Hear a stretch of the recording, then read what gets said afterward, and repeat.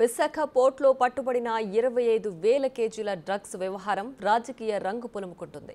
సంధ్య aqua exports పేరుతో Brazil నుంచి విశాఖ పోర్టుకొచ్చిన భారీ డ్రగ్స్ కంటైనర్ను సిబిఐ పట్టుకుంది.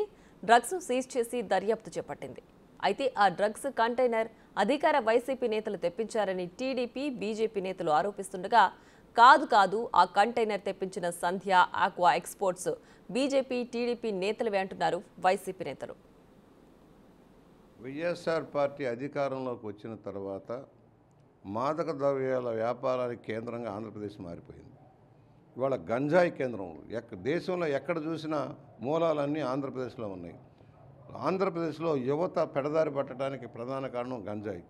ఇవాళ గంజాయి వ్యాపారంలోనూ గంజాయి అలవాటు పడి ప్రాణాలు పోగొట్టుకుంటున్న సంఖ్య పెరుగుతూ ఉంది. ఒక క్రైమ్ రేట్ పెరిగిపోయింది రాష్ట్రంలో.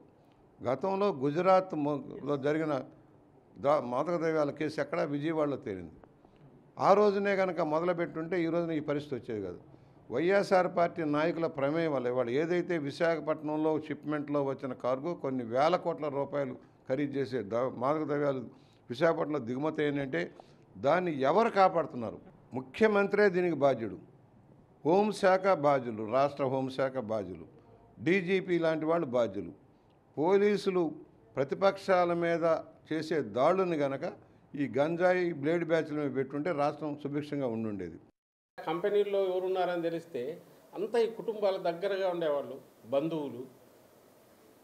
సాక్షాత్తు ఈయన చంద్రబాబు నాయుడు వదిన, ఇప్పుడు BJP state president Purandeswari, NT Ramarao గారి కుమార్తె. ఆమె కొడుకు ఒక కంపెనీలో ఉన్నాడు. ఆమె వియ్యంకుడు ఆ కంపెనీలోనే పార్ట్నర్ అంటున్నారు. వాళ్ళు ప్రమోట్ చేసిన కంపెనీనే తర్వాత డివైడ్ అయ్యింది. ఒక్కొక్కరు ఒక యాక్టివిటీ చూసుకుంటున్నారు. బయటకు వచ్చి మేము అటాక్ చేసి వీడు సంజయ్ శివాల వాళ్ళు, టీడీపీ వాళ్ళు, అట్లాంటి వాళ్ళు ఉల్టా ముందే అందుకొని హడావుడిగా రాత్రి నుంచి పొద్దున్న నుంచి ఉదరగొడుతున్నారు. అసలే నిర్లక్ష్యం వహిస్తున్నటువంటి రాష్ట్ర ప్రభుత్వం, ఈ పోలీసు శాఖ, అలాగే నార్కోటిక్స్ స్టేట్ శాఖ ఏదైతే ఉంటుందో వారి నిర్లక్ష్యంతో స్కూల్ పిల్లలకి, కాలేజ్ పిల్లలకి, సామాన్య ప్రజలకి అందేవి కదా. అంటే ఇదేనా రాష్ట్రానికి ఉండాల్సినటువంటి బాధ్యత? అందువల్లే కదా ఈ రోజున చాలా స్పష్టంగా నివేదికలు ఎన్నో ఎన్సీఆర్బీ క్రైమ్ రిపోర్ట్లు కూడా చెప్తూ ఉన్నాయి.